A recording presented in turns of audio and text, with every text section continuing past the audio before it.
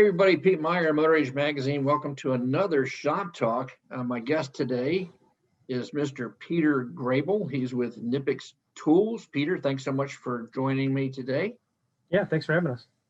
Now, tell us a little bit first about what KNIPEX Tools does and what you do specifically, with the company. Sure, no problem. KNIPEX Tools, we're what we consider to be a professional plier manufacturer. Everything that we do is designed, engineered, manufactured out of Germany. We've only been in business since 1882, so we've only been around for a short time. And the reason we keep highlighting the fact that we're a professional plier manufacturer, because that's all we do. All we do is manufacture pliers.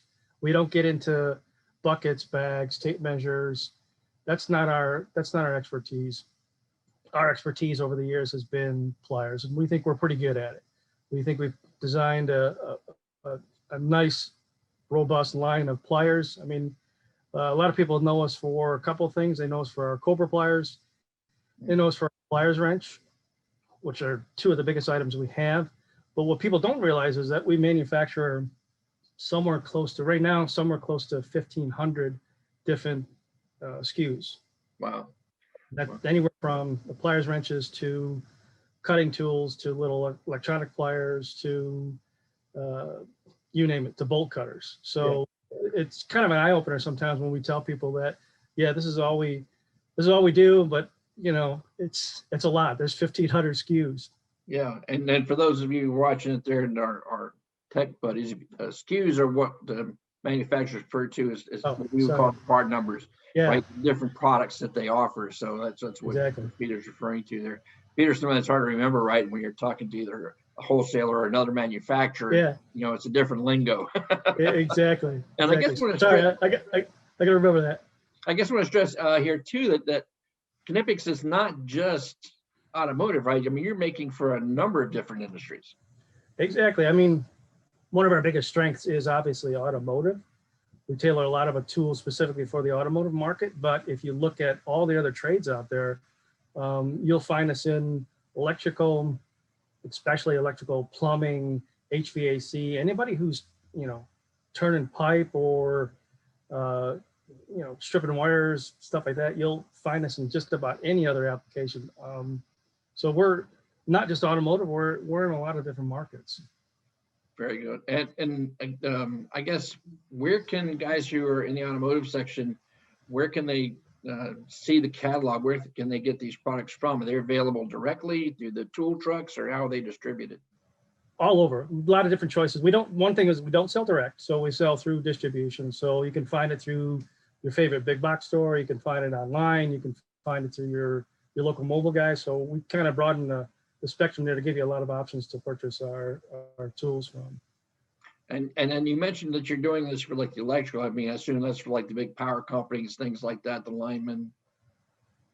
A little bit on the lineman side. We don't get into some of the larger cable, but we do have like an ACSR cutter specific toward linemen, but more of your commercial and residential electrician. Okay, yeah. So you're the electrician on the job wiring your house. Yeah.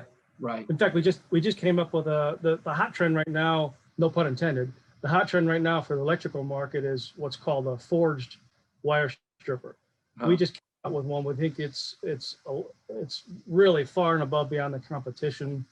One feature in there that we have that's unique to us is there's a screw cutter. If you've ever cut screws before, not just in the electrical side, what do you got to do? You got to thread it in there, go all the way in, cut it, and then you got to unthread it out of there. Well, the design that we have, you just stick the screw in there, squeeze the handle, and cut it off, and it's way faster than anything else. So yeah, that's some of the innovation we have.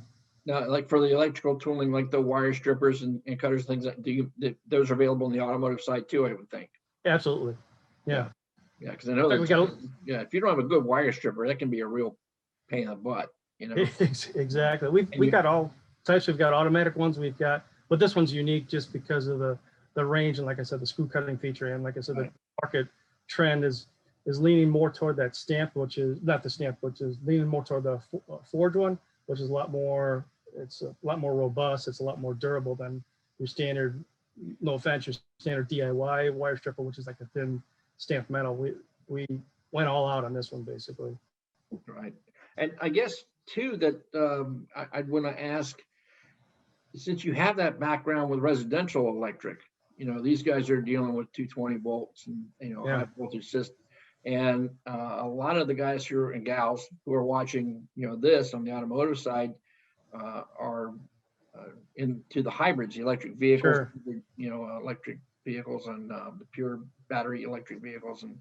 And it's something we've been talking about through the magazine since their inception. I mean, it's hard to realize that these cars have been on the road for, God, 20 years more, Yeah, exactly. and so many shops are kind of hesitant, because of the high voltage systems. So kind of leading, what I'm kind of getting to is that, Yeah, we've shared a lot about hybrid vehicle safety, the safety hooks and the proper way to isolate the battery and such. But even with the tooling, like if we're going to use a meter to measure the voltage in the system, of course, we tell them to be specific that the meter's properly rated, for that sure. voltage, and the leads on the meter are properly rated for that voltage. But I think one thing that doesn't get talked quite a lot about is just the hand tools that they're using. So, Yeah.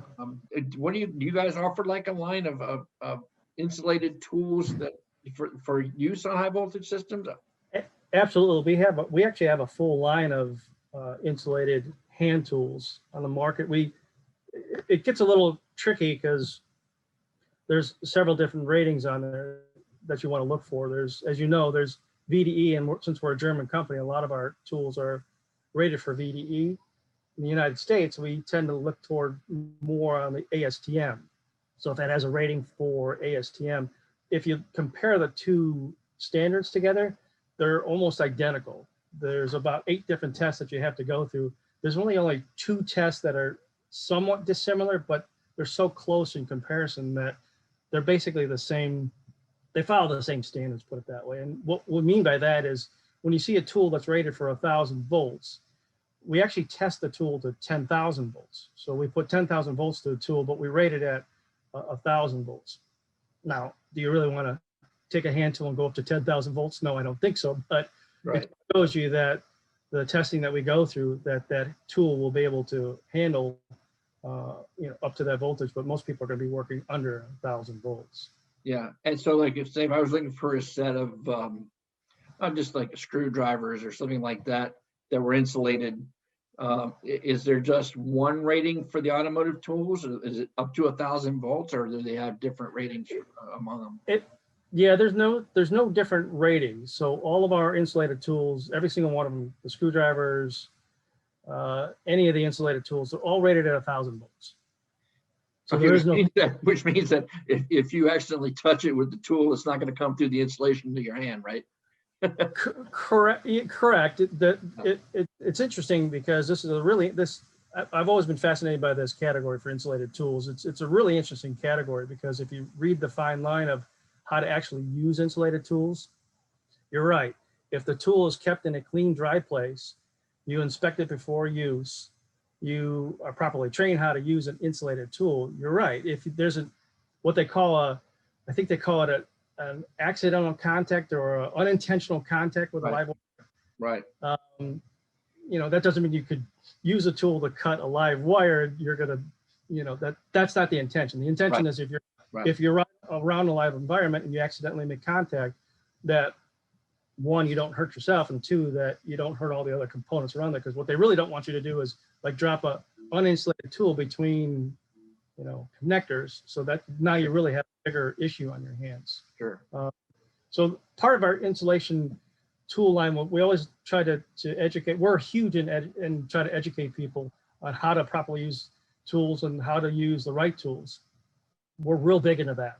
Any training session that we conduct, any show that we go to, we always try to educate people on the proper use of tools. And insulated one falls into that category where you really have to pay attention to the tool, because even a slight pinprick hole all the way at the bottom handle that you don't see, you can actually carry current from the tip all the way through the end of the handle, and Right. it could be you on the other end of it. So there's a lot of precautions that go into handling insulated tools. Yeah, and that's a very valid point, because one of the things that we stress to our readership is, and when they're getting into hybrids, is the use of lineman's gloves, rubber gloves, Yeah. and then a canvas glove protectant, for that reason, even that Yeah. little pinhole, and to test, the gloves beforehand to make sure that it's not damaged in some way that do what you were saying, Yeah. allow that current to find its way through. And I like the point that you mentioned, and that's worth reiterating,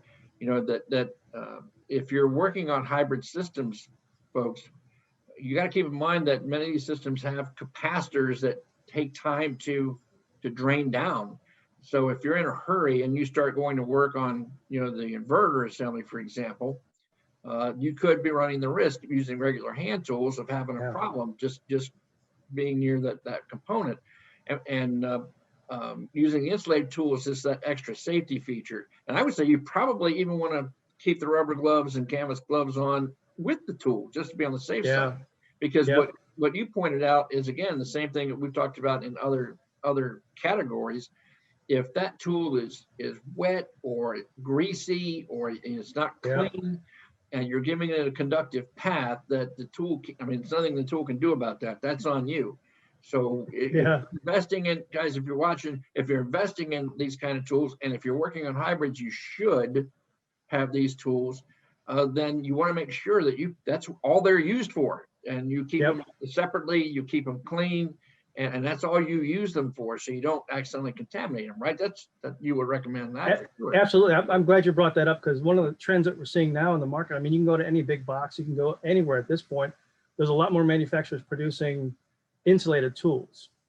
And I say that loosely because there's some manufacturers out there who claim that the tool is insulated, but the way for a tool to really be insulated, you have to see what's called a double triangle, to say 1,000-volt rating on it. It has to have the manufacturer's name. There's a lot of things that go into it. Some people give the impression that it's an insulated tool. So you just have to be careful that it is truly an insulated tool. And along with that, what's interesting is that since they're so readily available now, excuse me, I remember 10 years ago, they were not readily available. You could only find them from a couple of distributors, and they only sold to like bigger electrical houses, bigger automotive places that were working on hybrid vehicles. Now you can find them just about anywhere. So that even creates more of an urgency for us to make sure that the training message is out there, that exactly what you said, make sure that the tool is clean. It doesn't have any marks on it. There's no holes in the handle, that you're storing it in a clean, dry place. Exactly the same things that you just said. We try to reiterate that wherever we go.